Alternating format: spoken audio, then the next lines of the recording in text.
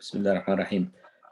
سنبدأ بالتذكرة إن شاء الله. أذكركم ونفسي الخاطئة بتقوى الله عز وجل. أوصيكم ونفسي أن نتقي الله عز وجل حق تقاته، متوسلين له بأن يهدينا ويثبتنا على صراطه المستقيم. الحمد لله رب العالمين، والصلاة والسلام على أفضل المرسلين وإمام المتقين سيدنا ونبينا محمد وعلى آله وأصحابه أجمعين ومن دعا بدعوته إلى يوم الدين. اللهم لا علم لنا إلا ما علمتنا إنك أنت العليم الحكيم. اللهم علمنا ما ينفعنا وانفعنا بما علمتنا وزدنا علما. اللهم اشرح لي صدري ويسر لي أمري واحلل عقدة من لساني يفقه قولي. We will begin with the remembrance of Allah subhanahu wa ta'ala, inshallah. I will remind you on my sinful self of the fear of Allah the Almighty. I urge you and I urge myself to serve Allah Azza wa Jal faithfully and wholeheartedly, begging Him that He guides us and keeps us on the straight path, straight path steadfast, inshallah. Praise be to Allah, Lord of the worlds. Prayers and peace be upon Muhammad, the best of the messengers, our master and the Imam of the pious. Exalted are you upon his family and companions, and whoever calls upon him until the day of resurrection. Exalted are you. We have no knowledge except what you have taught us. Indeed, it is you who is the all-knowing, the all-wise. O Allah, help us with what you taught us. Teach us what is good for us and increase us in beneficial knowledge. O Allah, uplift my heart, make easy my task, and remove the impediment from my speech so that you can understand what I say. Assalamu alaikum. Before we start, Nadiha, you muted all the mics, alhamdulillah. Please try not to interrupt me if you can, because my ADD is so bad that if I get interrupted, I digress, and it becomes very difficult for me to actually recollect my thoughts and come back. It will take a lot longer and to get me back on track, and then we cannot finish within the time we allocated. So if you can do that, I really appreciate it, and I appreciate your cooperation in that matter.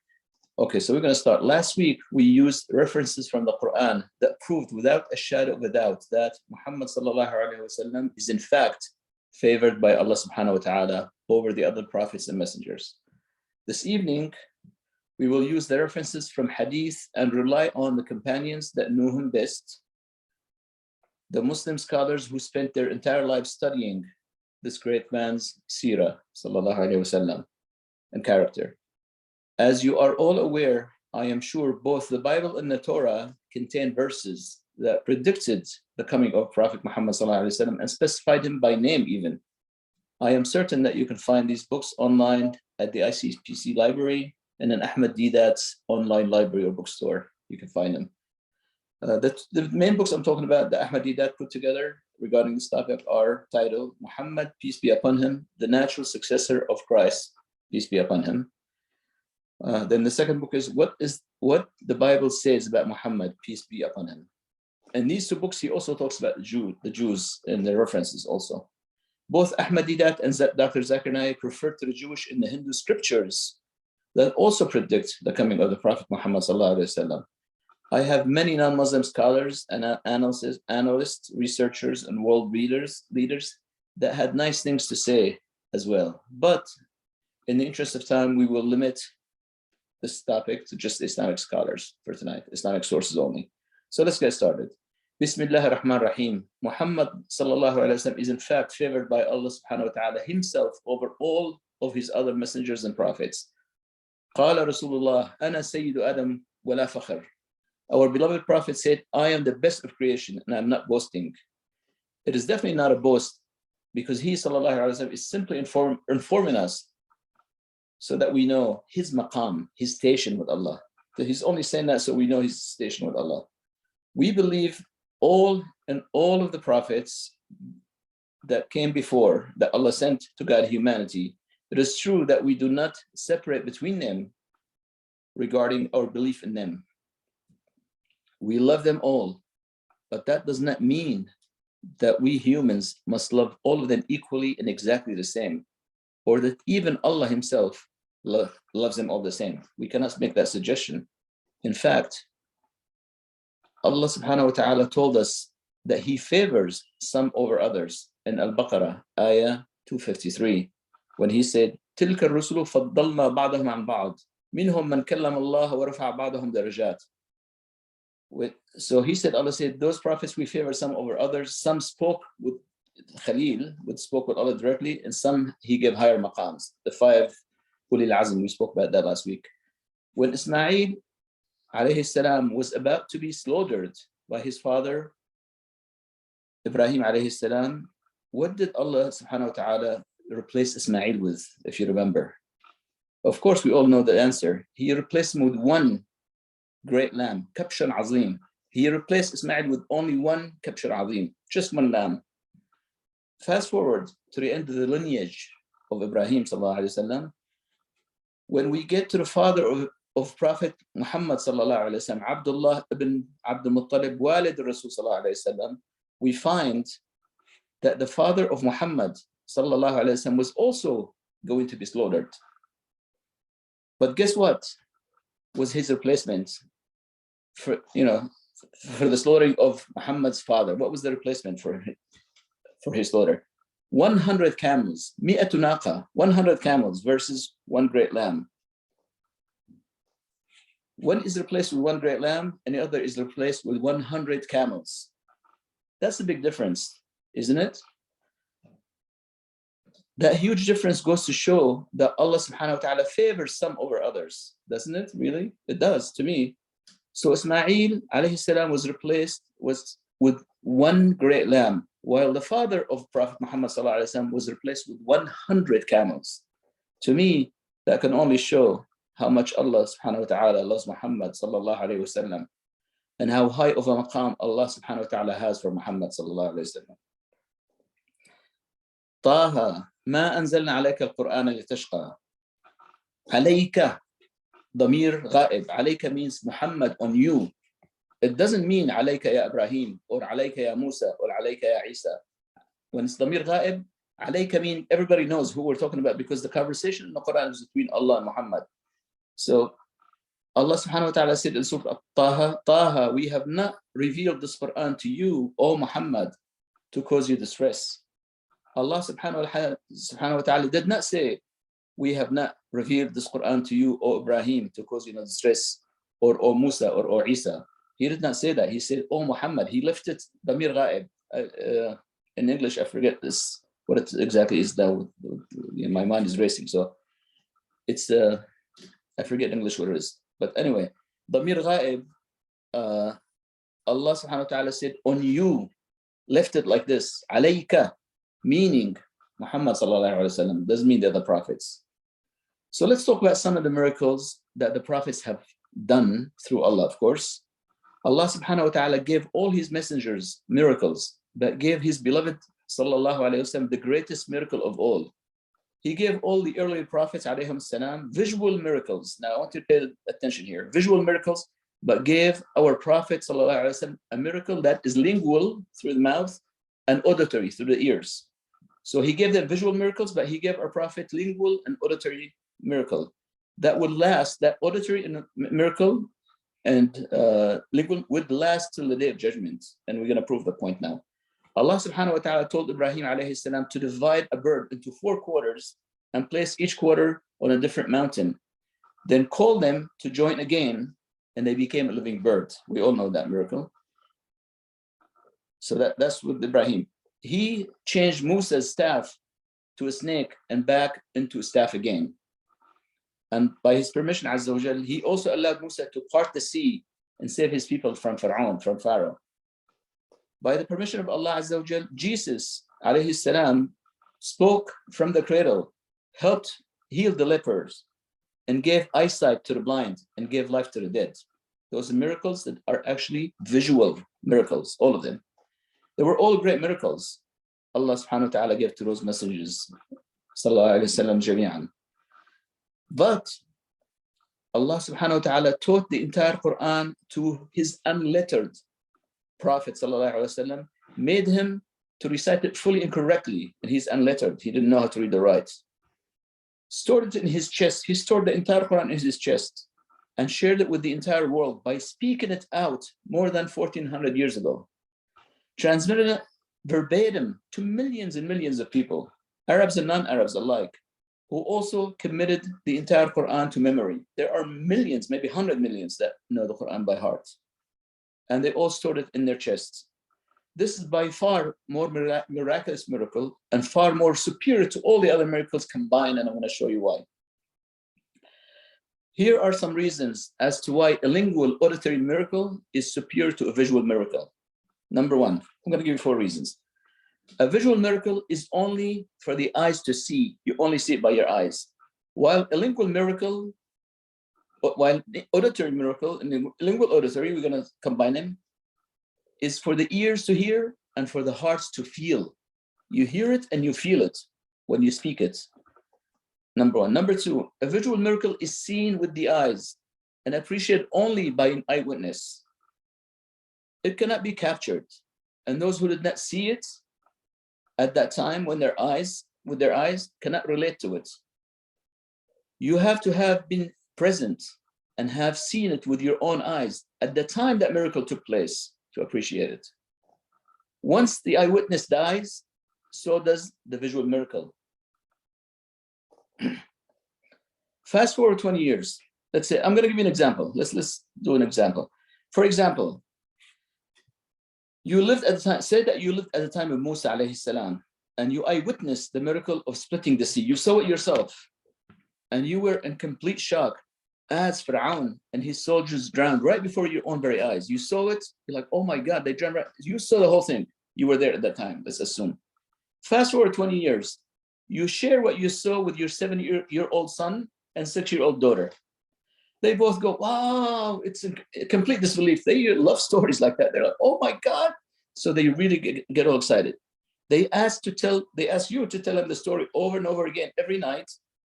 And they ask you to tell them and their little friends every day the miracle that you personally had witnessed while they're still young, because you're a superhero to them, and still have sense of wonder and curiosity. Little kids, they're very curious. They have sense of wonder. And they look at their dad like a superhero at 6, 7. You know what I mean? Fast forward another 10 years. Now your son is 17 years old and your daughter is 16. You are not the one school dad anymore. You know, they're embarrassed by your presence. In fact, we all have a teenager kids that we know. When their friends come for a visit, you get all excited and you call them all to share with them the most amazing miracle that completely changed your life and cemented your faith in God and in Moses' prophecy also. But you will not be faced with the same enthusiasm, unfortunately, from the 16, 17-year-olds. Your own excitement about the miracle quickly vanishes when they tell you, come on, Dad, not again. You are not going to tell us that story about the splitting of the sea and the drowning of Fir'aun. Please, Dad, come on, don't embarrass us in front of our friends. That's what they say. You know, teenagers, you know exactly what I'm talking about. What to you was the most amazing miracle? To your kids is a fable or a bedtime story at best. Because you were eyewitness, they were not. To you, the transmission was visual through your eyes, your own eyes, you saw it. To them, the transmission was auditory through their ears. They only heard about it, they never seen it. So there's disconnect somewhere. You saw it and you felt it and you were there, you know it's real. To them, you just told it to them. So in the beginning, when they're little kids, they like it. But as they get older, come on, man, that's just not true. That is a fable, a lie, maybe, they think, a tradition, because the transmission mode is different. They hear it, you see it. So the mode is different. 2 completely different modes of transmission. That is why they do not relate to it in the same way that you do, nor are they excited about it the same way you're excited about it, because it's embedded deep into your consciousness and it's imprinted on your heart, not theirs. It is just not the same. It's not the case for them, honestly. To you, it was an epic event that changed the course of your life, but they do not, and they cannot relate to it with the same excitement and intensity because they did not experience that same miracle that you experienced yourself physically. They only heard about it through your experience. This is where the disconnect happens. You were eyewitness, they're not. They just heard it from you. So there's a complete disconnect. They don't relate as much as you do. If you did not live at the same time of Solomon, alayhi salam, and were eyewitness it's impossible to believe that he controlled the winds and he communicated with the animals and made the jinn work for him. Impossible if you did not live at the time. If you did not live at the time of Ibrahim and you were eyewitness to him walking out of the fire unharmed, that is impossible to connect with that. You're not going to believe it. It's impossible to believe that. If somebody tells you, like, no way, man, you put your hand on the stove, it burns. So it's impossible unless you were there, eyewitness. If you did not see Moses split the sea or see Jesus bring people back from the dead, it is impossible to fully believe, at least, in these miracles because there's a disconnect, time disconnect. Most people who were not eyewitness to visual miracles consider them lessons to learn from or values to live by, or maybe look at them as just fables and stories that were passed down to them from their tradition, from their parents and their grandparents and their great-grandparents, but they do not have a strong emotional attachments to them, especially as they get older. They cannot relate fully to the experience because of that disconnect. As they get older, they completely disconnect. They say, this is not real. That's why Christians laugh and they curse. And if you cursing Jesus, nobody stops you. You go to New York, stop cursing Jesus. No, nobody says boo. If you go try to curse Muhammad in any country, even in New York, they'll run and beat you up because there's no disconnect. We don't have this. They have a disconnect. We don't have disconnect because we have auditory, lingual miracle. They have only visual miracle that they never have a clue. They never witnessed. I just wanted to get that point. This is true for all visual miracles. In time, people talk about them as mere stories and fables of the past, things that are not really true. They just take them for face value, basically. So a lingual miracle, auditory miracle, lingual/auditory miracle, on the other hand, is for all who hear and all who read, or hear and read, everybody. It is captured, it's encapsulated and preserved in a text in the Quran for generations and generations and generations to come, to listen to and to read and to understand and to connect with. It's encapsulated, it's captured. The visual miracles just happened and it vanished. It's not there anymore. So that's why auditory lingual miracle is by far greater.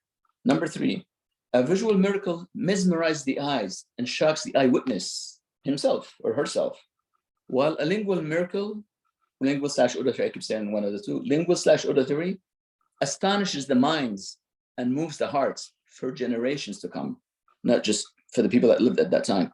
People who were not alive to witness a visual miracle cannot relate to it, and in time they mock it as a fable or as a bedtime story. Not really true.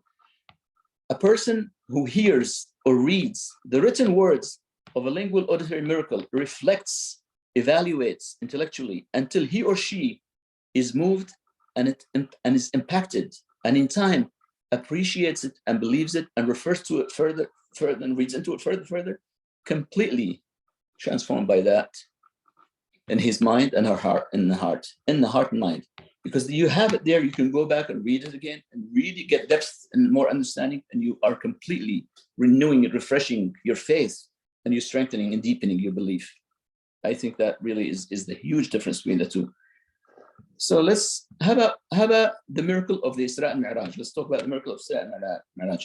When Musa alayhi salam received the first speech of Allah subhanahu wa ta'ala in Tiwa, in Wadi of Tiwa, with the burning bush, what did Allah say to him, to Moses? This is what Allah said to him. He said, I am your Lord, remove your sandals. He asked Moses to remove his sandals. Allah subhanahu wa ta'ala asked him to remove his sandals out of humility before Allah, who is speaking to him now through the burning bush. He's speaking to him. When the Prophet Muhammad sallallahu alayhi wa sallam went up for the Mi'raj to Sidr al-Muntaha, to the highest heaven, and Allah was about to speak to him, to Muhammad sallallahu alayhi wa sallam, he remembered what Allah said to Musa alayhi salam in the desert. And before Allah even spoke, Muhammad sallallahu alayhi wa sallam began to remove his sandals. What did Allah say?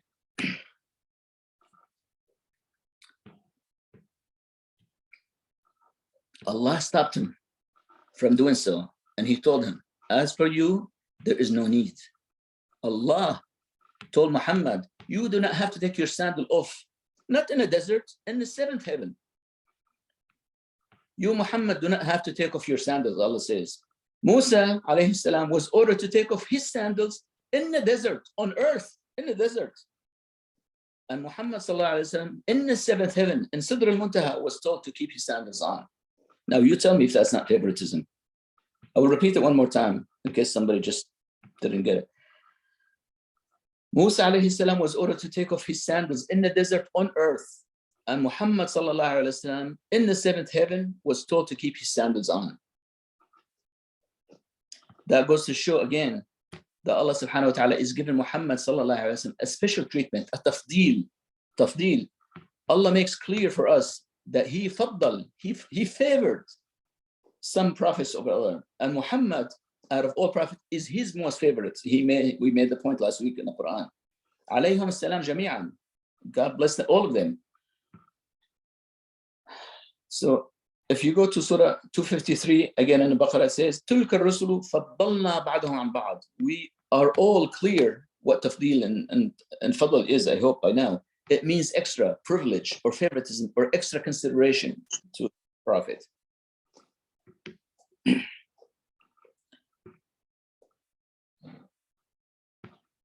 I'm sorry, I got distracted for 1 second. Okay. We believe that the entire Quran is the speech of Allah subhanahu wa ta'ala, and it's all blessed words, but the different ayahs have different virtues and different meanings and different maqams actually. Just as Ayat al-Kursi has extra virtue and it's favored by Allah subhanahu wa ta'ala, and it's held in higher regard by Muslims alike, so are the prophets. Allahu jabbarun wa fa'ala lima yasha. Huwa khaliqu kulla shay wa maliku kulla shay. فله الحق المطلق أن يفعل ما يشاء عندما يشاء وكيف ما يشاء. Allah subhanahu wa ta'ala is the creator of everything, and he has the power of everything, over everything. And therefore he can do whatever he wants, the way he wants, whenever he wants. He's the creator, we're the created. We cannot cross that barrier. We cannot make that jump or that, confuse the two. In the heavenly realm, there is no such thing as a fair or not fair. In the heavenly, sometimes when something happens, you say, oh my God, that's not fair. That's our creation. In the heavenly realm, there is no such a thing as fair or not fair. I'm going to make the point. There is no fair or not fair. There's only is. Kun fayakun, be and it is in the heavenly realm. Fair is imaginary. It's a fantasy.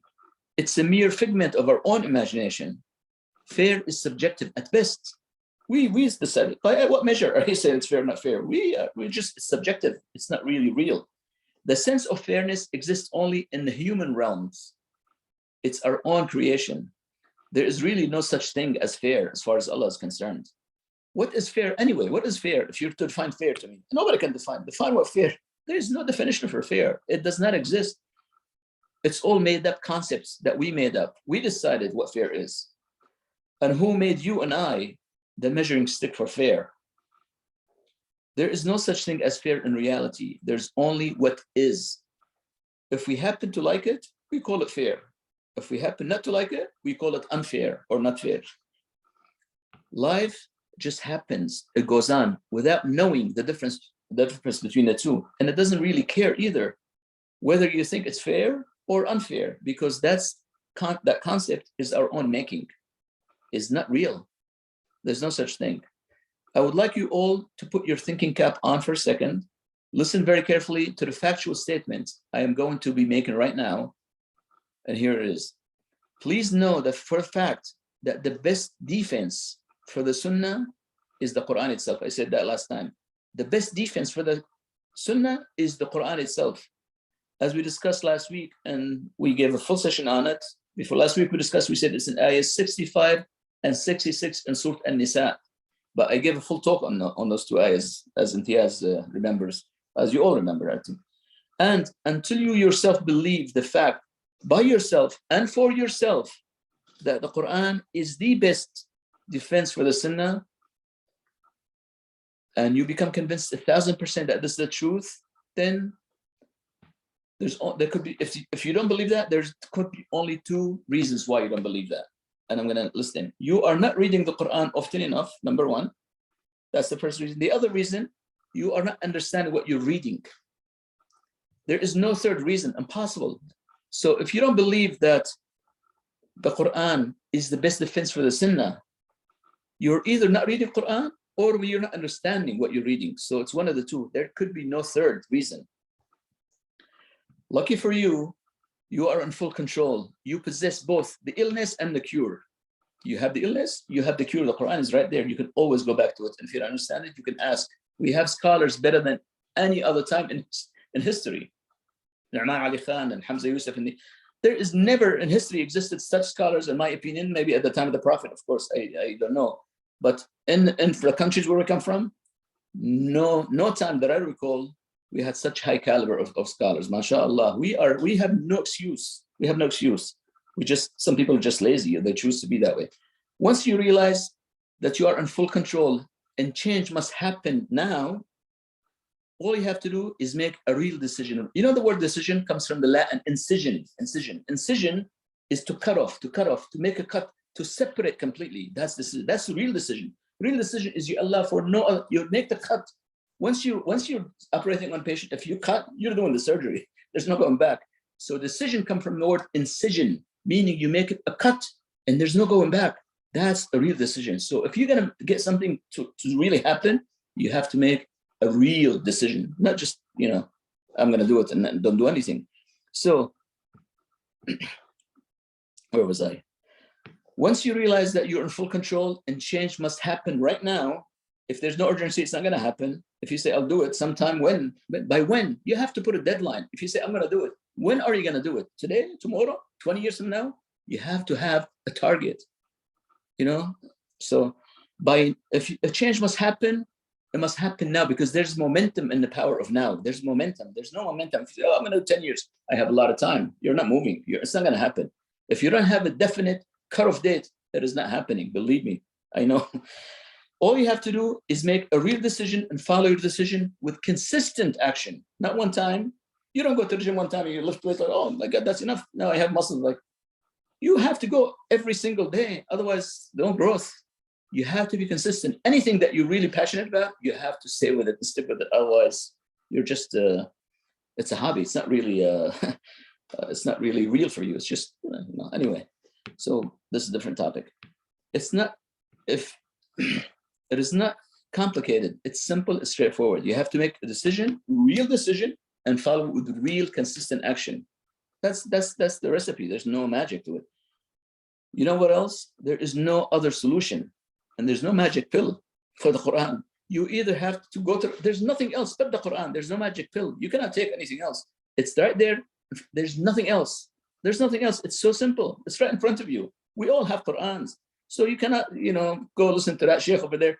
Nobody's going to do your work for you. You have to do the work. You have to use your muscles, nobody else's muscles. Anyway, I don't want to deviate. Like I told you, I have ADD, as you just noticed.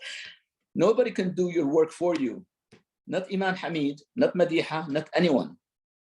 Most definitely not your pious parents, not your pious spouses, and not your pious children. They can't lift for you. You have to do your own lifting. You have to lift the weights yourself. Nobody can help you except you.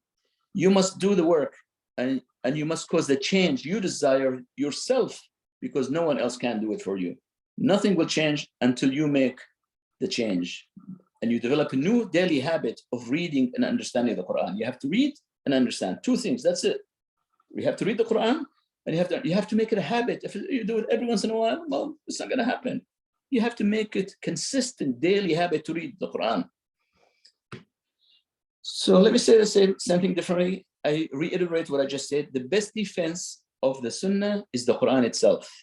And the only way anybody can say they believe in the Quran and they do believe in the Sunnah is if they did not study the Quran, or if they don't understand what they're studying, or if they do not take the Quran or the Sunnah seriously to begin with. So that's not one of us. That's not in our group. So if you don't take it seriously, then it doesn't matter. Wal-'iyadhu billah. And definitely not anyone from our family is that person. I'm not referring to anybody among us. We are here every week because we do care. We're serious.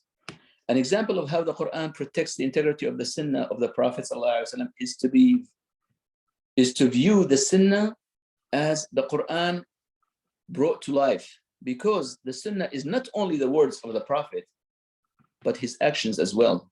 The Sunnah is not just the words of the Prophet, it's his actions. So he's the Quran coming to life, basically. Okay, we're just going to move on from the different. So we're going to talk about Noah, Nuh. Nuh reached a point of despair after trying to guide his people for 950 years. يئس نوح عليه السلام من كفر قومه وقال يا رب لقد غلبني قومي فدعا عليهم بالهلاك وقال نوح ربي لا تذر على الأرض من الكافرين ديارا. I'm going to translate. So Surah Nuh, ayah 26. كلمة ديارة تعني, I'm going to say in Arabic, then I'll say in English. كلمة ديارة تعني كل ما سكن دار. سأل نوح ربه بأن يهلك كل من سكن في دار من قومه. وهذا يعني he wanted يعني هلاك للجميع. كان نوح بده يهلك الكل ما عم تسمع عليه. They first started putting their hands in their ears, and then when he started using sign language, they covered their eyes. They were not listening to him. They're just ignoring him. And he's talking for 950 years. Subhanallah. So when Noah's people refused to hear his message, like I said, they plugged their ears, they covered their eyes. He felt defeated, and he reached a point of despair, and he prayed against them. He prayed against his own people, and the same people that he was sent to save. He asked Allah to destroy all of them, all of them, to leave no one, not one household. And this is the ayah. He said, my Lord, do not spare any of these unbelievers or a single dwelling on earth. Do not spare anyone. Drown them all, kill them all, he said. Nuh, the prophet, he prayed against his own people. Now watch. Then he said, he justified, إِنَّكَ إِن تَذِرْهُمْ يُضُلُّ عِبَادَكَ وَلَا يَلِدُ إِلَّا فَاجِرًا كُفَّارًا. Surah Nuh, ayah 27, the following ayah. He says, I'll say it in Arabic and English later. إنك قوله إنك إن تذرهم يضل عبادك, يعني إذا أبقيتهم أحد منهم على قيد الحياة سيضل من يخلق بعدهم فالسادين, they're going to ينزعوا اللي يجي بعدهم يعني. وقوله ولا يلد إلا فاجرا كفارا means, so whoever comes after them from their offsprings is going to be fajr, is going to be somebody who's a disbeliever who does all kinds of non-good things. وذلك لخبرته معهم ومكثهم بينهم حوالي 1000 سنة. He almost lived with them 1,000 years almost. He said, in that surah, he says, indeed, if you leave any of them alive, they will mislead the servants to come, the generation to come, and not beget except very wicked disbelievers. So destroy all of them because they are so corrupt that if you leave one of them alive, the next generation will be just as corrupt and even worse. Noah himself is praying against his own people. And then I'm going to say in Arabic language, وأنت يا حبيب الله قد ضربت وأخرجت وأوذيت وحشي وجهك وكسرت رباعيتك ولم تزد على أن قلت اللهم اهدي قومي فإنهم لا يعلمون ولو دعوت عليهم لهلكوا لو دعيت عليهم بالهلاك لهلكوا. Allah said. So our beloved Prophet sallallahu alaihi wasallam was beaten, was exiled, was severely harmed in Uhud. His headgear got crammed and jammed into his cheek, embedded into his face, and his 4 frontal teeth were chipped. And the only prayer he made, sallallahu alaihi wasallam, for those who did all these things to him was, "O Lord, forgive my people, for they do not know." Subhanallah. Had Muhammad sallallahu alaihi wasallam prayed that they perish, they would have all perished. So look at the difference. I mean, Noah, of course, 950 years, long time, but he wasn't physically harmed. Muhammad, all these things were done with him where he's exiled from where he was born. And the only thing he said, Lord, please forgive them. They do not know. What is so incredible about our Prophet Muhammad sallallahu alaihi wasallam is that he did not pray against them. He prayed for them. And that is yet another testimony that he is, sallallahu alaihi wasallam, the Prophet of mercy. Please note an important difference between Nuh alayhi salam and Prophet Muhammad sallallahu alaihi wasallam. Nuh alayhi salam assumed that all the offsprings of his people will be wicked disbelievers. He assumed, he doesn't know. He thought negatively of them and saw the worst in them. He prayed for their destruction. While Muhammad sallallahu alaihi wasallam assumed that all the offsprings of Bani al-Ta'if plus the Quraysh, plus all the people that abused him and prosecuted him, will be believers. He assumed, he doesn't know, but he assumed the best of people. He always did. He thought positively of them, and he saw the best in them. So he, subhanahu sallallahu alayhi wa sallam, prayed for them and played mercy upon them and guidance for them. That's the difference. One assumes negatively, one assumes positively. Nobody knows. By the way, I had heard, I'm going to get off the topic a little bit, but I used to have the name, Wallahi al-Azim, I forgot. Malaysia, Indonesia, and all that was all became Muslim because of one merchant who is from Ta'if. Who is from Ta'if? His ancestors are from Ta'if. One person, well, a lot of merchants were going there, but one person who really made the most impact was from Ta'if, because Muhammad sallallahu alaihi wasallam asked Allah to spare them, because maybe, just maybe, one of their offspring someday down the line will be good. And all of Indonesia, Malaysia, the biggest Muslim country, is from Ta'if, the guy who turned it on to Islam. Subhanallah. I don't know the name, but I can look it up if you want me to. Now let's go on.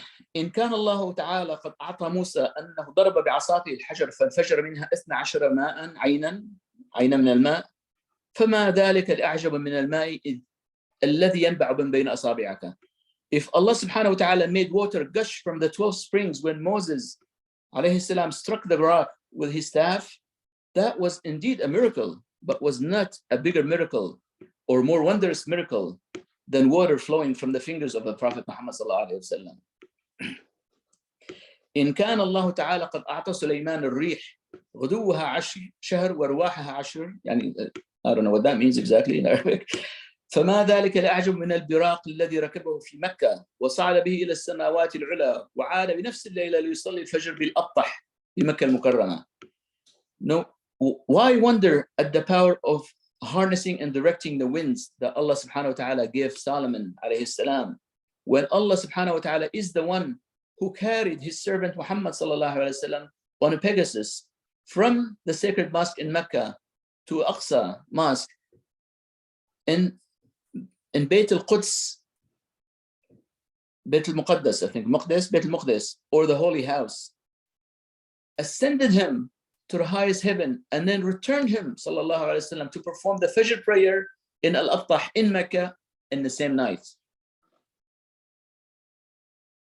إن كان الله تعالى قد أعطى عيسى إحياء الموتى فما ذلك لأعجب من الشاة المسمومة التي وضعت بين يديك بعدما يهودية أرادت أن تسممك فقالت لك لا تأكلني فإني مسمومة. Why wonder that Allah subhanahu wa ta'ala willed for Isa alayhi salam to revive the dead when he is the one subhanahu wa ta'ala who made the sheep that was cooked by a Jewish woman and added poison to it afterwards. He made that lamb speak to Muhammad sallallahu alaihi wasallam and tell him, do not eat from me, I am poisoned, which is a bigger miracle. And this, وهذا ما قاله أمير المؤمنين عمر بن الخطاب عن رسولنا محمد صلى الله عليه وسلم. I'll translate it to English later. I'm going to say in Arabic first. ما أعطى الله نبيا شيئا إلا وأعطى حبيبه صلى الله عليه وسلم أفضل منه. ولو كان سليمان لتسخير الرياح لكان لمحمد رحلتي الإسراء والمعراج. وإن كان لموسى فلق البحر كان لمحمد فلق القمر. إن كان لموسى نبع الماء من الحجر كان لمحمد نبع الماء من بين أصابعه. سيدنا موسى طلب أن يرى الله. موسى طلب أن يرى الله بينما سيدنا محمد طلبه الله ليراه. الفرق بين الطالب والمطلوب. سيدنا محمد قال ربي اشرح لي صدري. ربي جل جلاله لم ينتظر نبينا محمد ليطلب وقال له ألم نشرح لك صدرك؟ فشرح صدره قبل أن يطلب. سبحان الله. عندما سيدنا موسى قال ربنا أذني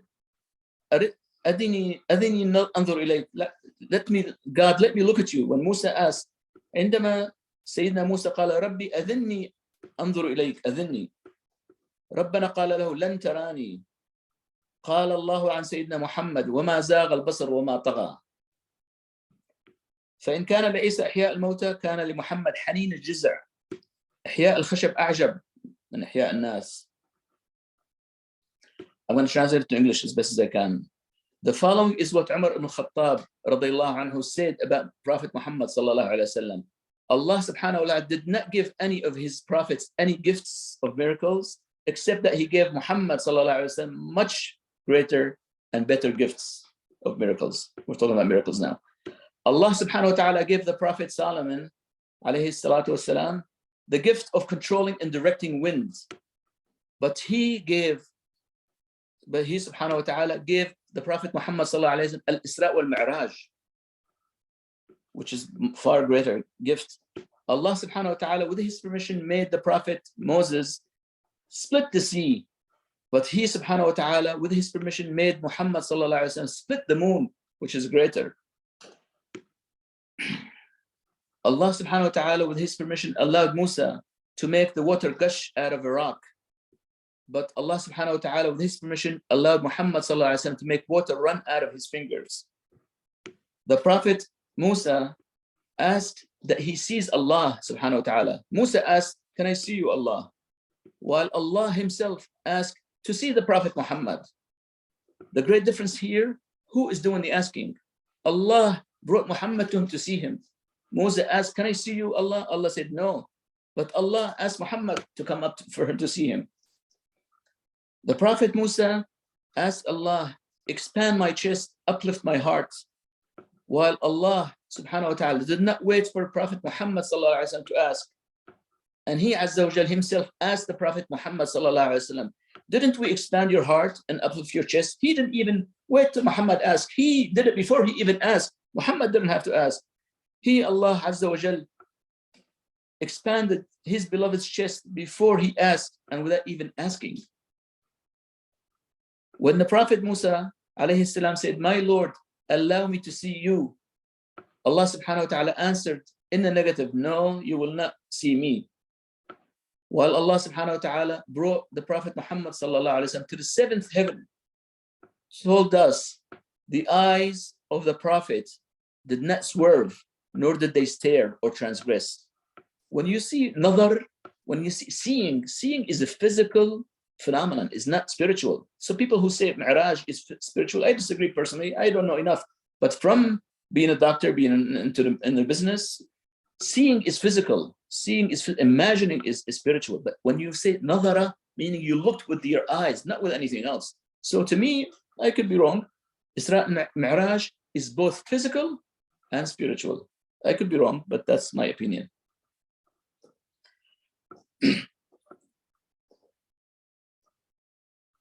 Okay, if Allah subhanahu wa ta'ala gave the Prophet Isa alayhi salam the miracle of bringing the dead back to life, he Azza wa Jal made a dead tree cry, a stump of a tree, cry when Prophet Muhammad sallallahu alaihi wasallam moved away from its side. Bringing a dead tree stump back to life is by far a greater miracle, or more wondrous miracle, than bringing the person who's dead back to life, in my opinion. Okay. هذا ما قاله إمام وعلامة من مصر. اعذروني لا أذكر اسمه والله نسيت اسمه. Some scholar from Egypt said this thing, but I forget his name. I do apologize. I can again look it up if I have to. I just didn't have the time. So I'm going to say it in Arabic, then I'll translate to English. لقد تبعك على قصر عمرك وقلة دعوتك ما لم يتبع نوحا على طول عمره وطول دعوته فآمن معك الكثير وما آمن معه إلا القليل.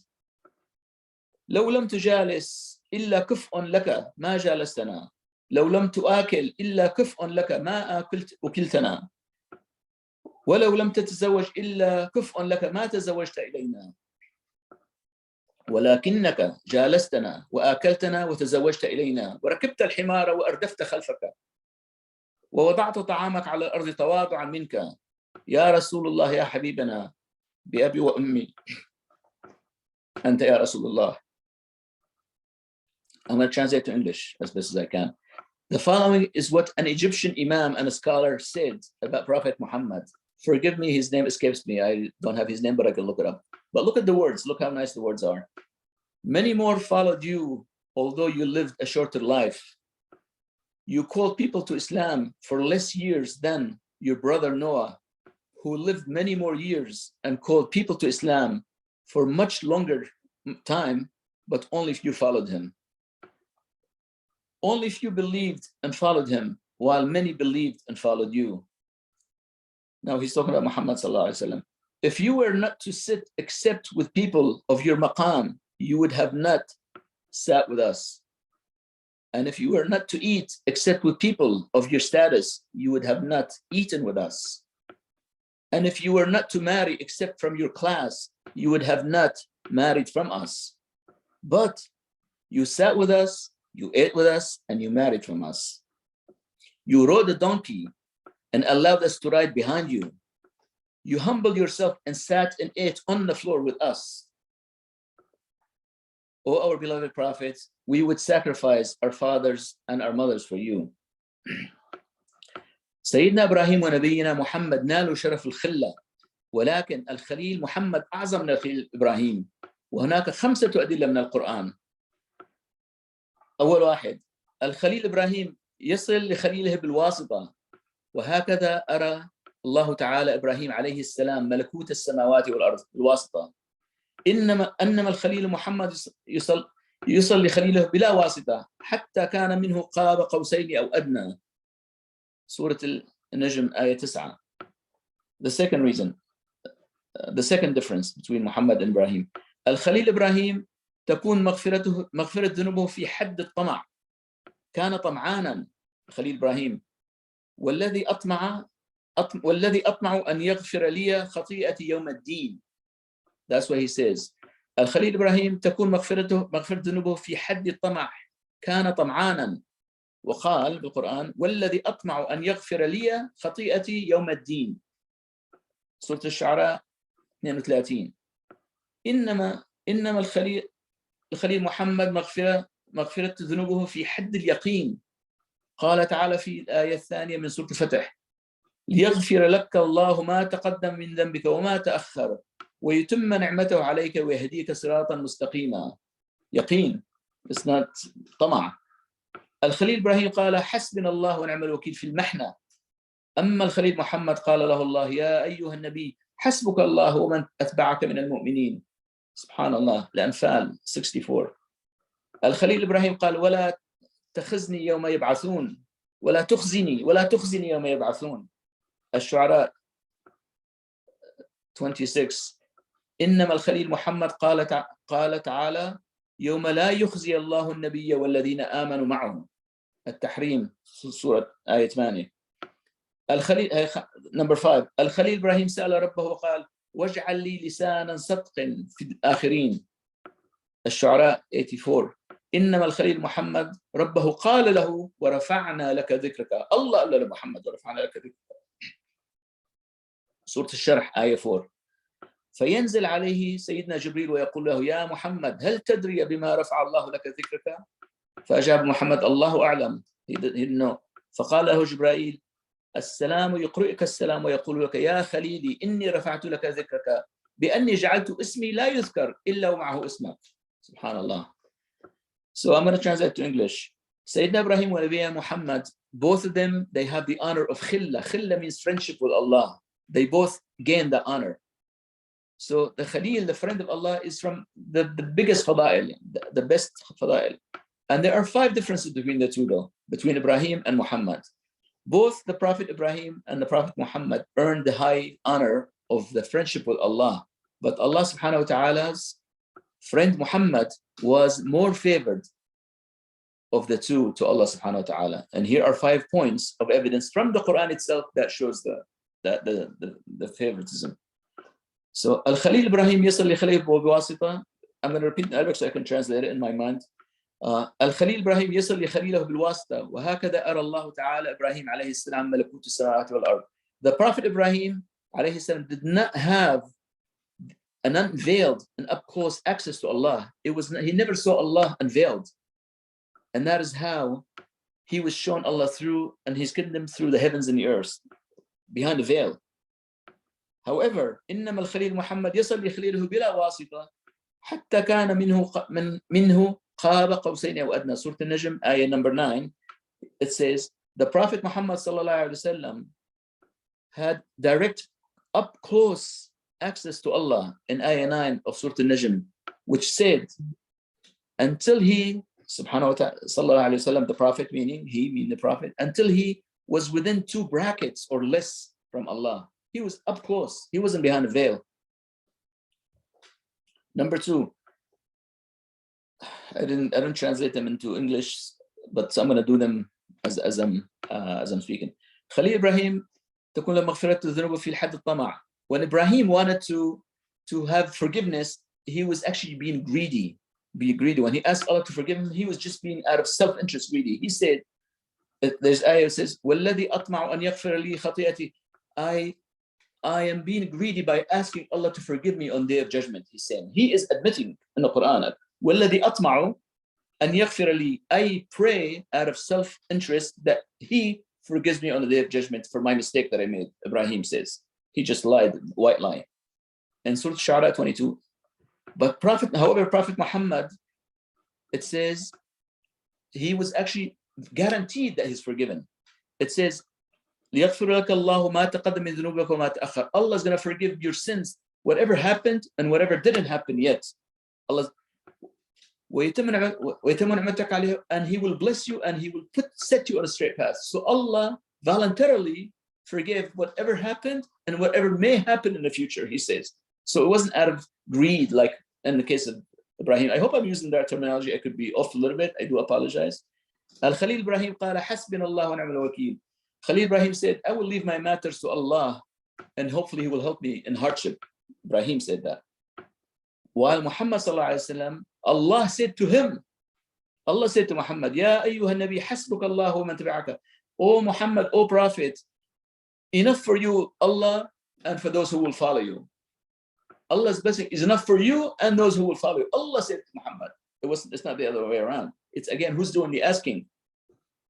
Al-Khalil, number 4, Al-Khalil Ibrahim قال وَلَا تَخْزِنِي يَوْمَ يَبْعَثُونَ. And do not shame me or embarrass me when we are resurrected. He asking Allah, please do not shame me for the lie that he lied when we are resurrected. إِنَّمَا الْخَلِيلُ مُحَمَّدٌ قَالَ تَعَالَ لَهُ. Allah said to Muhammad, يَوْمَ لَا يَخْزِيَ اللَّهُ النَّبِيَّ وَالَّذِينَ. And the day of resurrection, when Allah does not shame or embarrass the Prophet and whoever followed him. Allah said to Muhammad, it's not the other way around. Number 5, Al-Khalil Ibrahim سأل ربه وقال واجعل لي لسان صدق من الآخرين. Ibrahim asked Allah, I hope I told the truth. I hope I have truthful people that will follow me, me. In Surah Shu'ara number 84. While Muhammad, Allah said, and we raised وَرَفَعْنَا لَكَ ذِكْرَكَ. We raised for you your mention. We raised for you your remembrance, he says. So Jibreel came, this number 5, Jibreel came to explain number 5, elaborate on that statement, وَرَفَعْنَا لَكَ ذِكْرَكَ. So Jibreel came to Muhammad and he said, Ya Muhammad, do you know what is meant by رَفَعْنَا لَكَ ذِكْرَكَ? Muhammad said, Allahu ya'lam, I don't know, Allah knows, I don't know what it means. He said, Jibreel told Muhammad, As-salam, Allah gives you salam, and he tells you, oh my beloved, I raised your mention by making it that every time my name is mentioned, your name is mentioned with it, along with it. Subhanallah. Ashhadu an la ilaha illallah wa ashhadu anna Muhammadan Rasulullah wa rafa'na laka dhikraka. Every time Allah's name is mentioned, Muhammad's name is mentioned. Allah told him that. See, Allah is giving these favors to Muhammad. He's not giving it to the other prophets. The other prophets have to ask and have to seek forgiveness and have to beg and have to say it out of greed and out of fear. Muhammad, out of yaqeen meaning out of definite knowing. Allah is telling him, definite, there's no question. Allah is telling him, this is what we did for you. So don't tell me there's no favoritism. If somebody still does not believe in that, they're completely blind or they just don't want to believe. There's no other way. كلمة التوحيد في الإسلام, in Islam, when we oneness of Allah, we say La ilaha illallah, Muhammad Rasulullah. We do not say La ilaha illallah, Nuh, Adam, Nabiyullah. We don't say La ilaha illallah, Nuh, Safiyullah. We don't say La ilaha illallah, Ibrahim Khalilullah. We don't say La ilaha illallah, Musa Kalimullah. We don't say La ilaha illallah, Isa Rasulullah. We only say La ilaha illallah, Muhammad Rasulullah. Nothing else.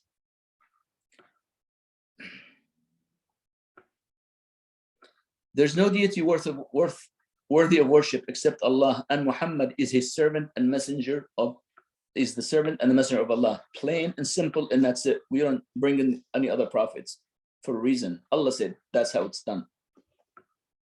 We don't say Adam is the servant of Allah or Moses is the servant of Allah. Now, let's just move on. Ibrahim peace and blessing be upon him, was mentioned in the Quran 67 times. I'm sorry. Ibrahim was mentioned 67 times in the Quran. Moses was mentioned 135 times in the Quran. Isa was mentioned 25 times in the Quran. Muhammad was only mentioned 4 times in the Quran. So some critics consider the fact that Muhammad, peace be upon him, was only mentioned 4 times in the Quran, while other prophets of Allah were mentioned many, many more times. They consider that a minimization of our prophet and his message. Like, okay, if it was significant, he would have been mentioned more. These critics have failed to take into consideration the fact that Allah subhanahu wa ta'ala praises Muhammad sallallahu alaihi wasallam throughout the entire Quran, cover to cover, more times than he praises all of his angels, all of his prophets combined. He praises him he didn't mention him by name, but he praises him more times in the Quran than all his angels and all his prophets put together, combined.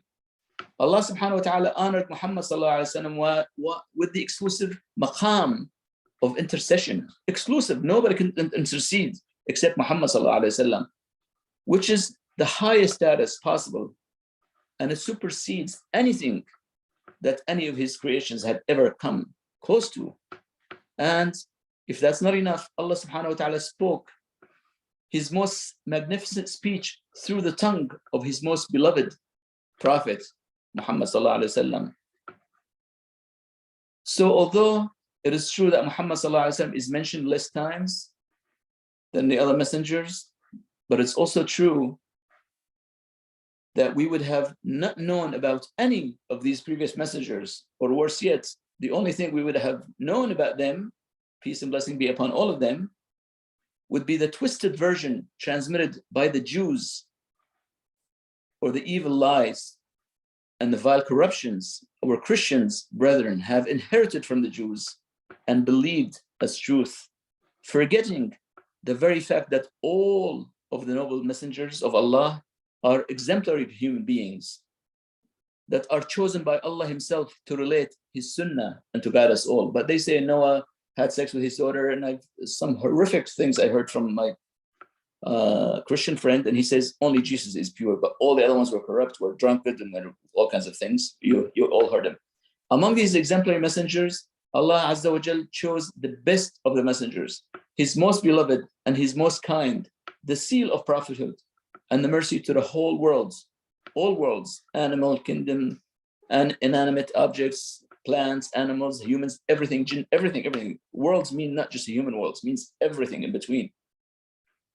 Rasul sallallahu alayhi wa sallam ishtaka inna qawmi ittakhadul Qur'ana mahjura. Our prophet, peace and blessing be upon him, complained to Allah, my people neglected and abandoned the Quran. Thanks to these 2 lectures, maybe that has something to do with the fact that I decided to memorize the Quran and the fact that my friend Gandhi memorized 4 surahs. Wallahi al-Azim, I think that probably has something to do with my decision. I only made a decision last week while I'm working on this, honestly. One of the best ways to glorify Allah subhanahu wa ta'ala is to honor the Prophet sallallahu alaihi wasallam.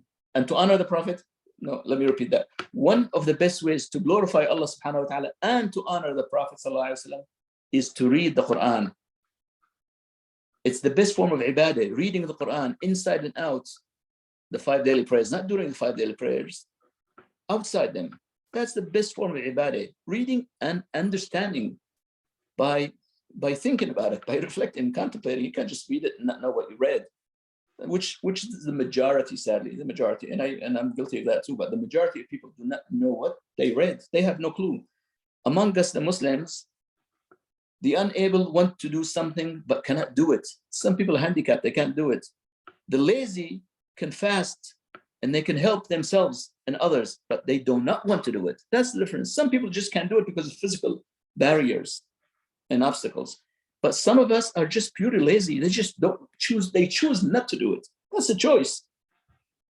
We are the lucky and the chosen ones, for Allah subhanahu wa ta'ala made us Muslims, wallahi. And he made us Muslim not only from Ummat Ibrahim or Ummat Isa, he made us Muslim from Ummat Muhammad sallallahu alayhi wa sallam, the best of creation. We are, I mean, that's a great honor. I don't know what more we could be thankful for.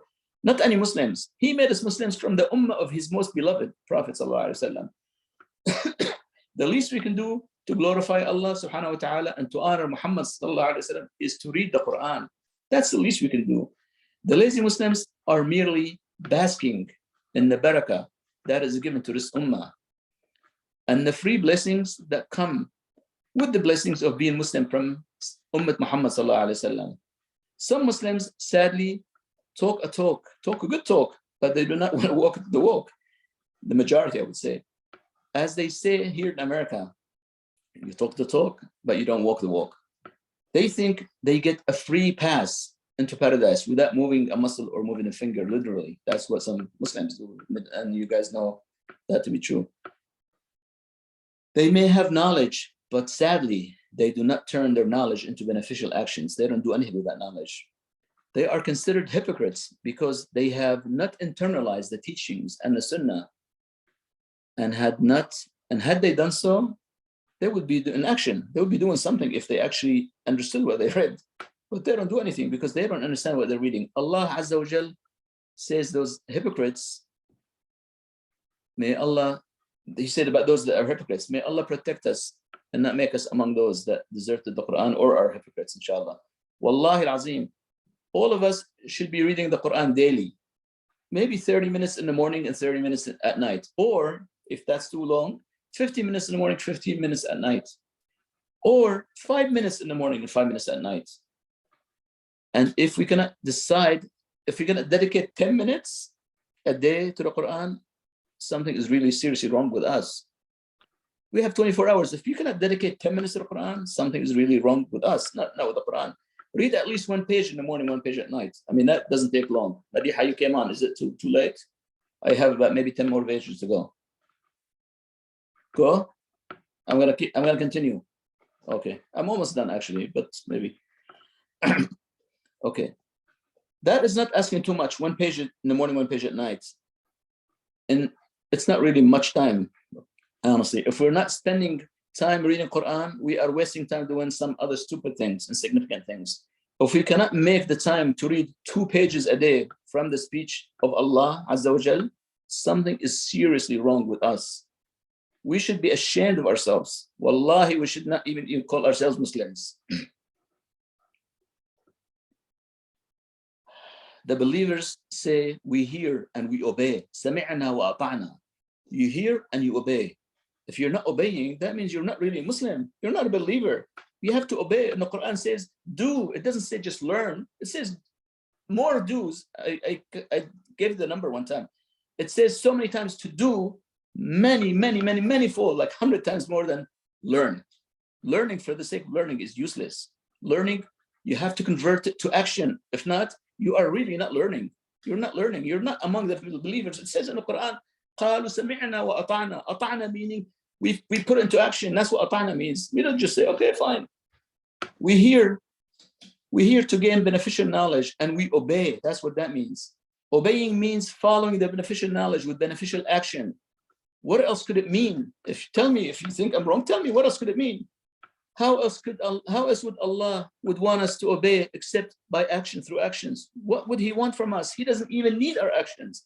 But what is obeying if not taking action? I don't understand. If you are reading the Quran and not applying its lessons, why read the Quran in the first place? Why are you reading? That's a rhetorical question that does not deserve to be answered, honestly. If you are reading and not doing, then don't bother. Why are you bothering yourself? Because Islam is a religion that is based on 2 pillars, ilm wa amal, knowledge and action. Therefore, we can conclude that the disobedient is simply hearing. Disobedience is hearing and not obeying. That's what the meaning of the word is. That's the sentence. The structure of the sentence tells you that. I know I sound like a broken record. I have been drilling this point since day one. I've taken action. I sound like a broken record. I do understand, but I don't care. Please forgive me. But knowledge without action is useless. And the reward of it is your punishment in the hereafter. You're going to be punished for what you know and you don't do. It's even worse, actually. You better not read. If you're not going to act, do not read, because you're going to be punished for the knowledge that you're gaining, that you're not committing into action. Wallahi al-azim. أكرر وأعيد العلم بلا عمل هباء منثورا ولا منفعة منه بل هو بلاء عظيم عليك وسيعاقبك الله عليه في الدنيا وفي الآخرة. 3 letters, العين واللام والميم يشكلون 3 كلمات، 3 أحرف يشكلون 3 كلمات، علم عمل لمع. العلم بلا عمل لا لمع منه، أو يمكننا أن نقول لا لمع بمن يعلم ولا يعمل. إذا عندك علم وما عندك عمل ما في لمع. You are useless. You're useless to the ummah. You are a burden. If you have knowledge, you need to put it into action. أما إذا جئنا إلى أدلة من الأحاديث فإليك التالية. So I'm going to talk about hadith. So I was just saying, let me see, I didn't translate this, but I'm going to translate it on the spot. I apologize for making mistakes. 3 letters, al-ain, wal-mim, wal-la, 3 letters. You can, they form 3 different words. Ilm, meaning knowledge. So using these 3 letters, ain, la, mim, ilm, knowledge. And these 3 letters also can make the word amal, meaning work, action. So you have to convert the ilm into amal. And also these 3 letters make a word called lama, which means brighten or shine through or glorify. You are not glorifying God if you're not changing your ilm into amal. You have to use those 3 letters wisely, and you have to apply them wisely. 3 letters only make up 3 different words. So we're going to use some ahadith to have proof. Let me see if I have it in English translated down here.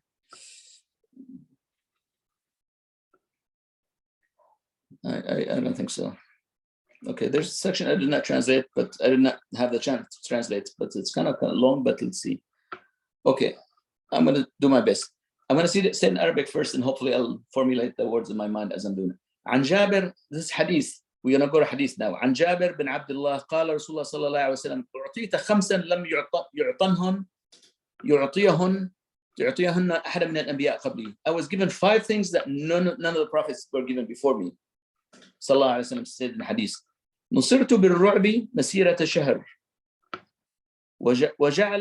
وجعلت لي الأرض مسجدا وطهورا إماما رجل من أمتي أدركته صلاة فيصلي. He said, the Prophet said, I'm going to say them one by one.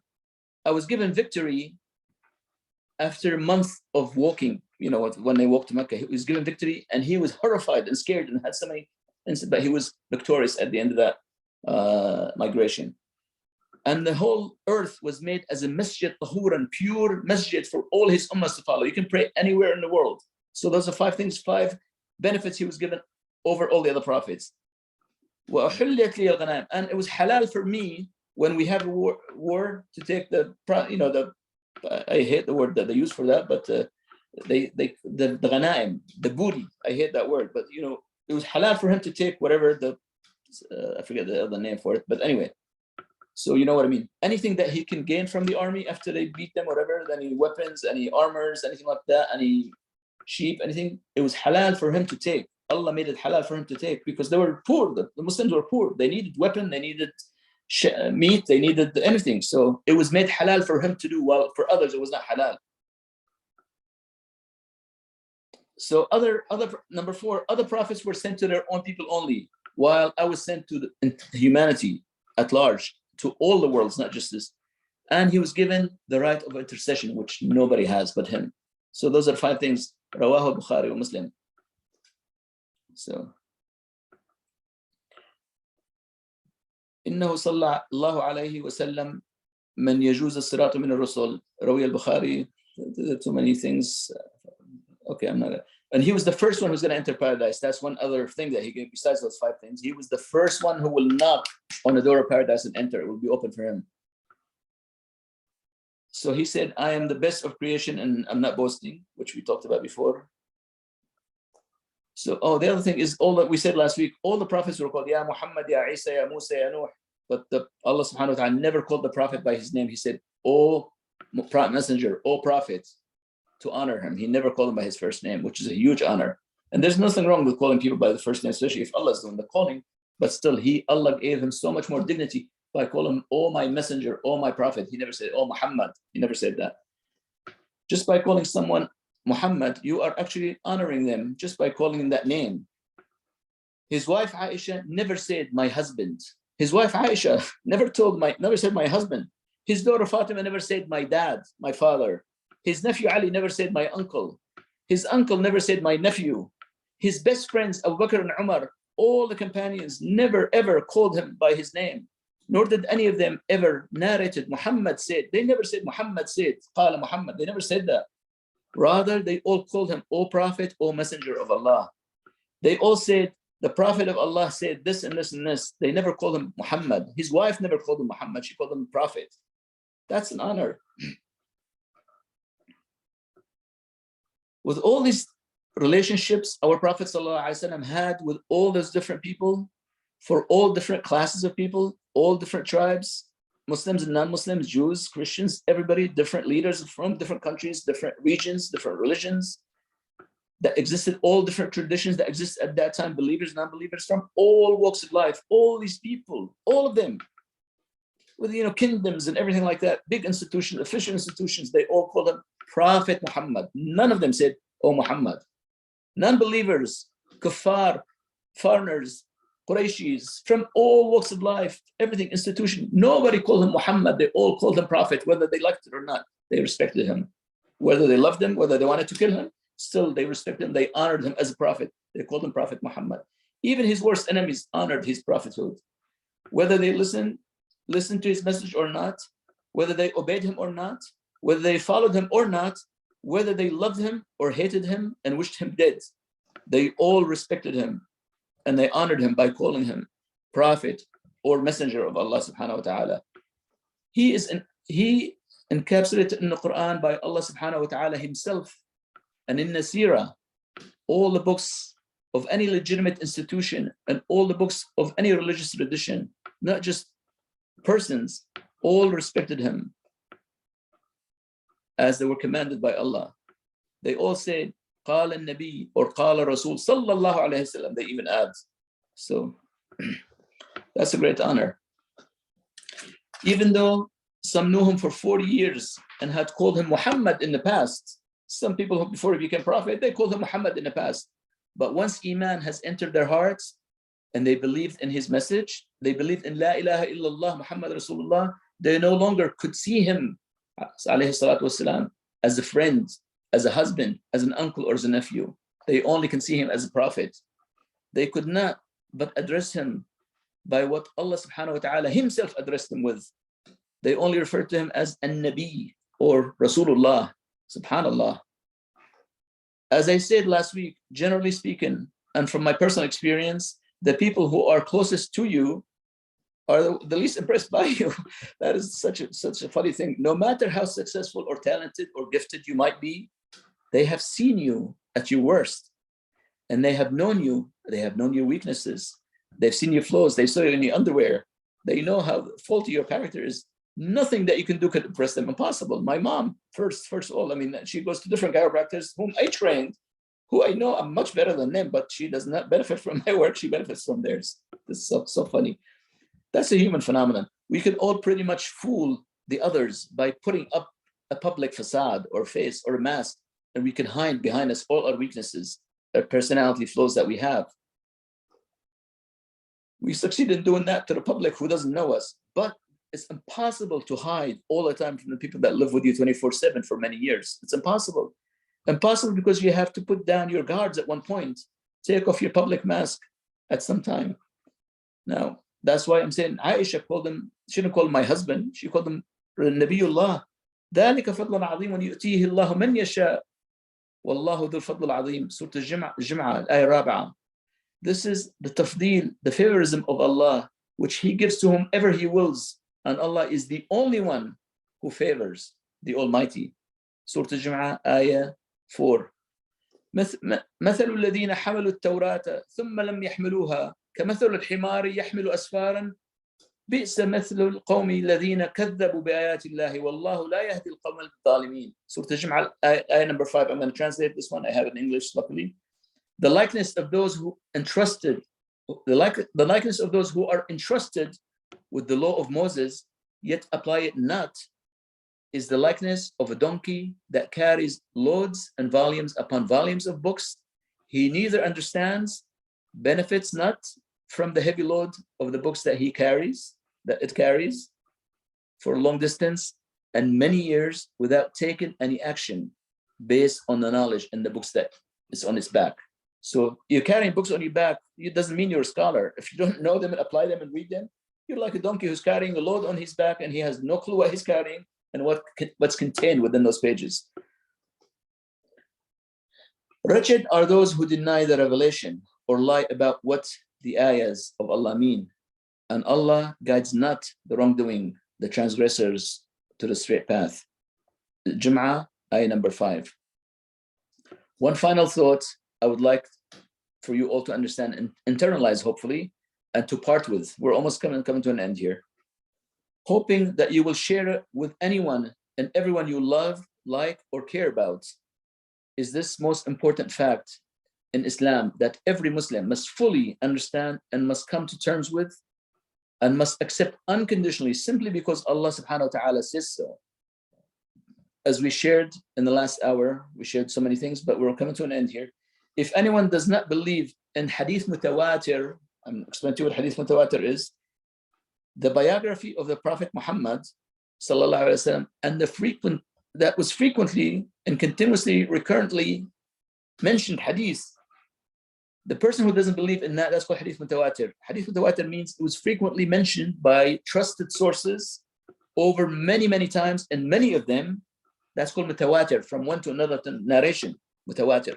If somebody doesn't believe in that biography, you automatically are falling out of the Islam. You're not Muslim. It says that in the Quran. I gave a class on it one time. So if you don't believe in hadith mutawatir, you're saying I am not Muslim, because you know why? Quran is mutawatir. Quran was revealed to Muhammad, just like Sunnah was revealed to Muhammad. What's the difference? One of them is in the written text, one of them is in action. We can only learn more by action. If Allah has sent us the book and we read it, we cannot relate to it. You have to see action. You have to do visual, auditory, and verbal.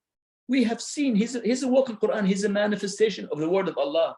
So for us to believe, if we're just reading a text, again, just like we said, the mode of transmission, you do not connect with it. You have to see it in action. Rasulullah sallallahu alaihi wasallam was the Quran and Yamshi, was the manifestation of the words of Allah subhanahu wa ta'ala. So if you don't believe in hadith mutawatir, you are not Muslim. You are falling out of the fold of Islam. Automatically you're saying, I am not Muslim. Then the Quran is mutawatir. The same way, I repeat, if you do not believe in hadith mutawatir, you do not believe in the Quran, which is also mutawatir. Yes, it's a fact, and it's that simple. Wallahi azim. I'm almost done, Madihad. Please bear with me a few more minutes. قل يا عبادي الذين أسرفوا على أنفسهم لا تقنطوا من رحمة الله إن الله يغفر الذنوب جميعا إنه هو الغفور الرحيم. Say, oh my servants, you who transgress against themselves by sinning, do not at all despair of the mercy of Allah. Indeed, Allah forgives all sins, for He is all forgiving, most merciful. Surah Az-Zumar, ayah 53. So if we had made mistakes before in the past, it's okay. We are learning. We are all in the process. This road is always under construction. Nobody's a scholar here. We are all learning. So this road is always under construction. So if you had made a mistake before, it's okay. That's why I put this ayah here. Allah is forgiving. You can always start fresh. Every opportunity, every second is a brand new opportunity to start fresh. So do not feel bad if you do not understand or you misunderstood or whatever. Every minute is a new opportunity to start anew. Start anew every minute. Musa, Yaqub, Isa, all the other messengers, peace and blessing be upon all of them, did not succeed in answering the call of Ibrahim. But Muhammad did.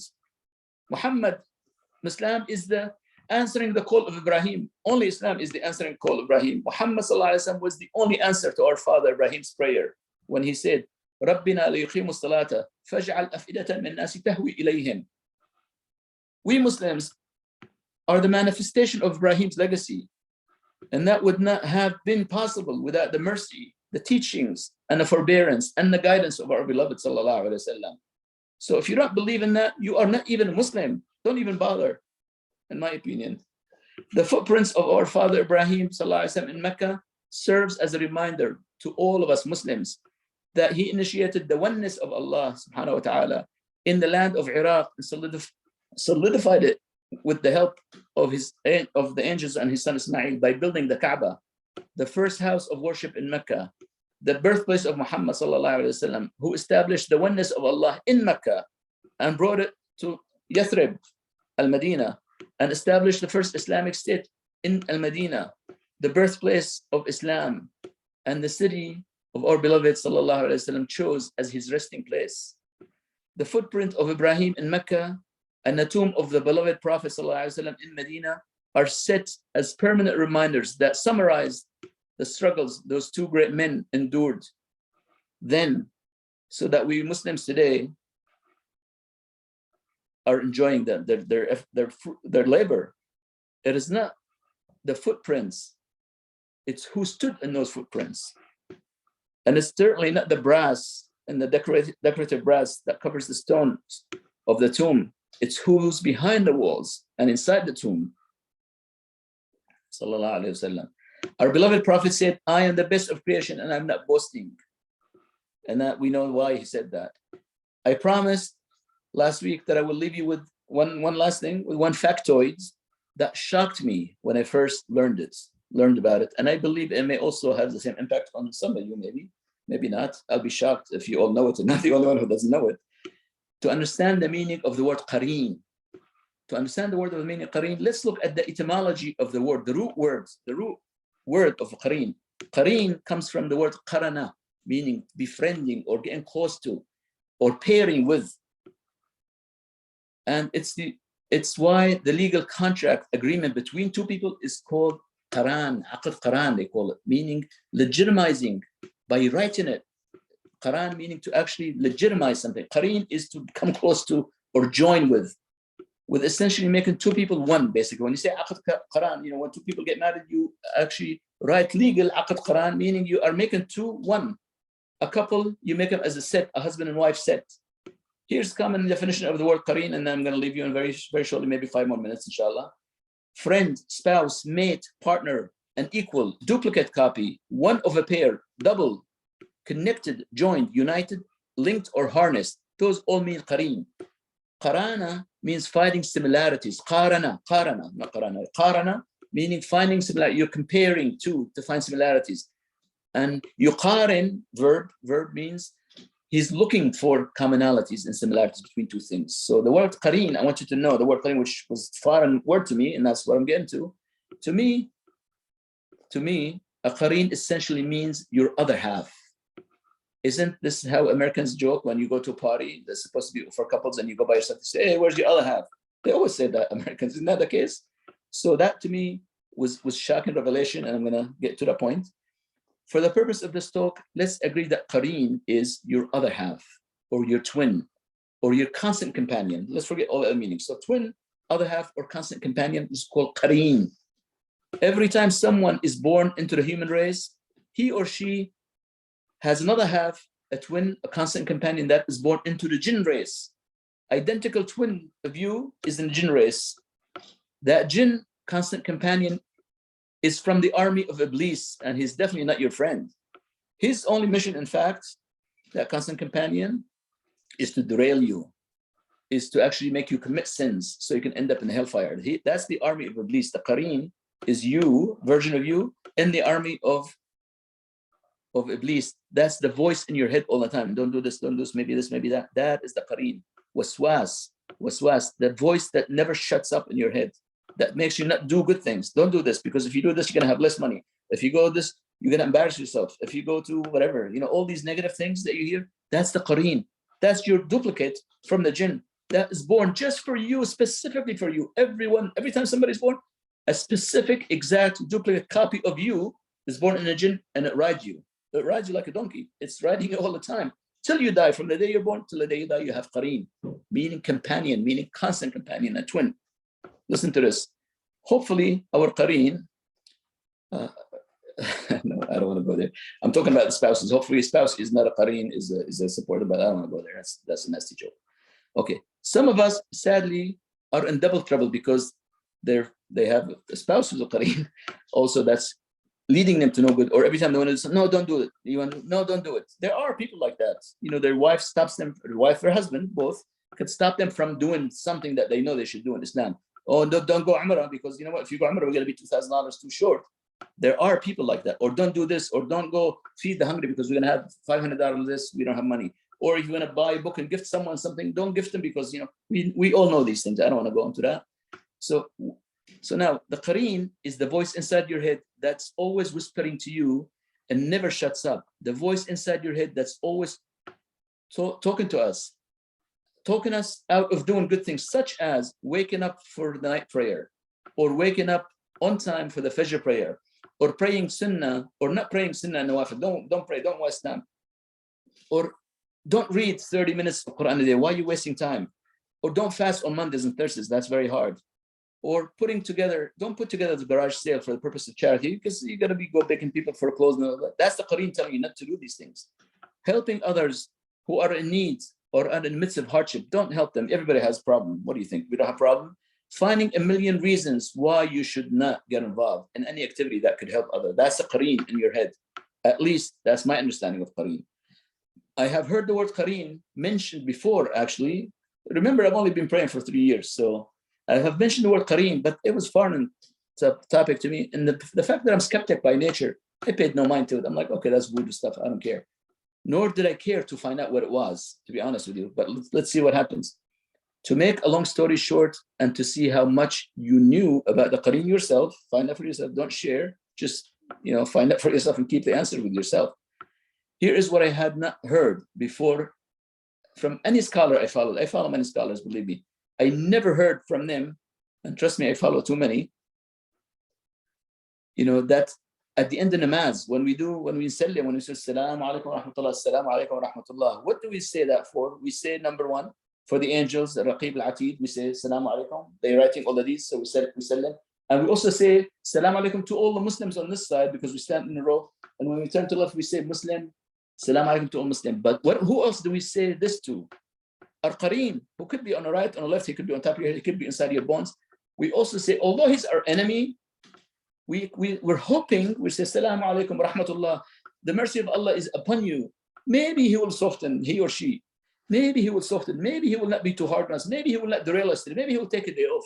But it's always playing in your head. So we're begging Allah that this Qareen that you have in your blood, in your veins, takes it easy on you. That's another thing that we say, salam, which I never knew before. Now, what I did not know nor I had heard before from any Muslim friend, any imam, or any Muslim scholar before, is that when you do salams at the end of namaz, we are actually doing what I said is to the Qareen, not only to the angels and the Muslims on that side or the other side, in the hope that he or she takes it easy on us, or be a little softer with us today, or hopefully not be as bad as before or misguide us to our demise, because that's his only task, is to misguide you to your demise, so you go to hellfire.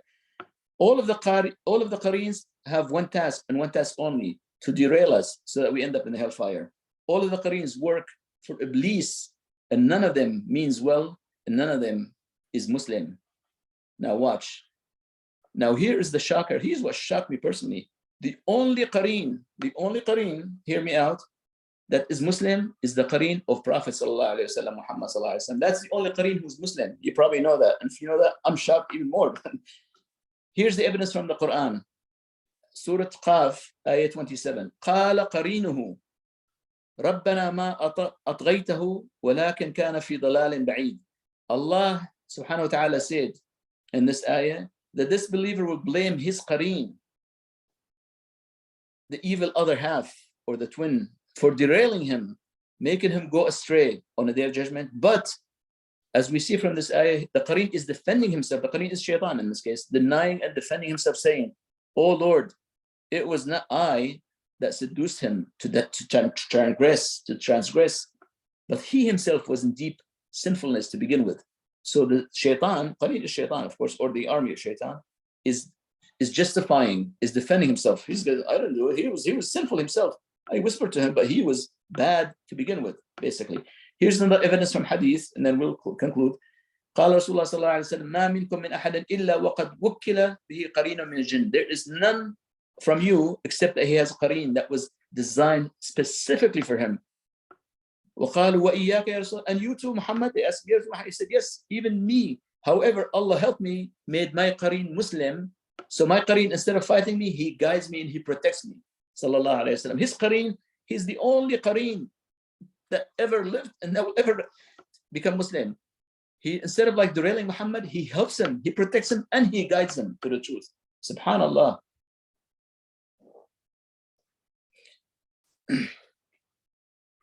That's probably the best favor Allah gave Muhammad, probably among Kawthar and the other things that he gave, all the favors we wrote.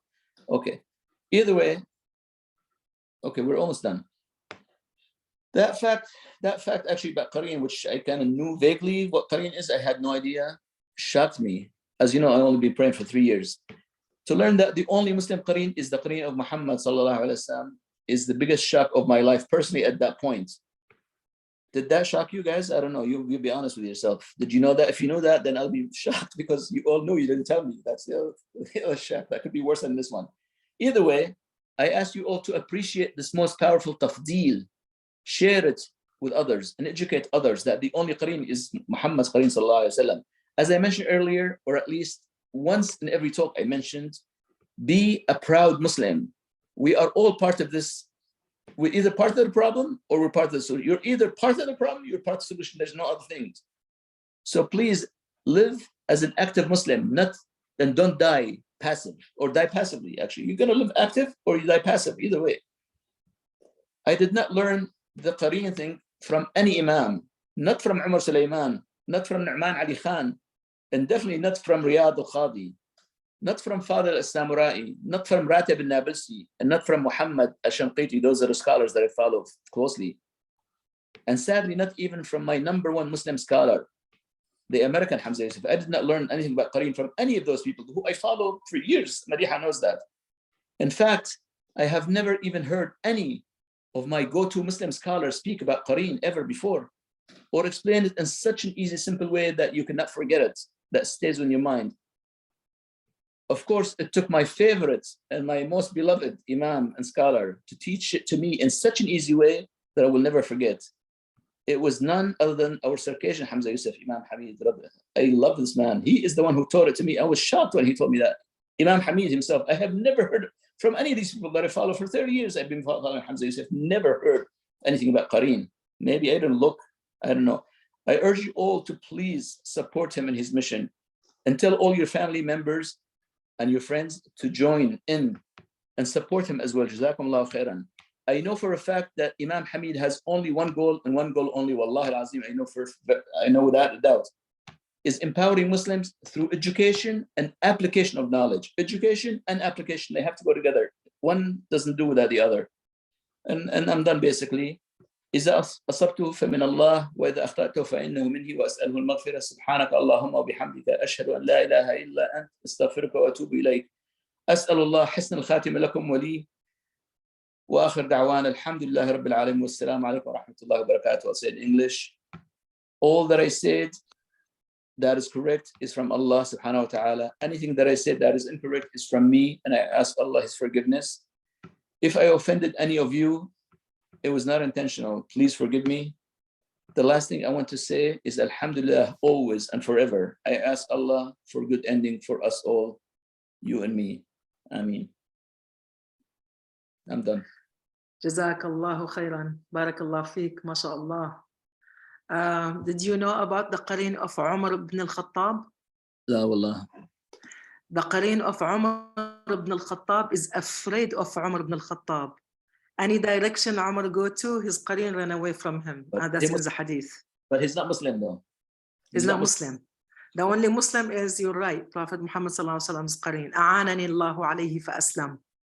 Allah helped me and he make him a Muslim. Aisha radiallahu anha, when she asked him.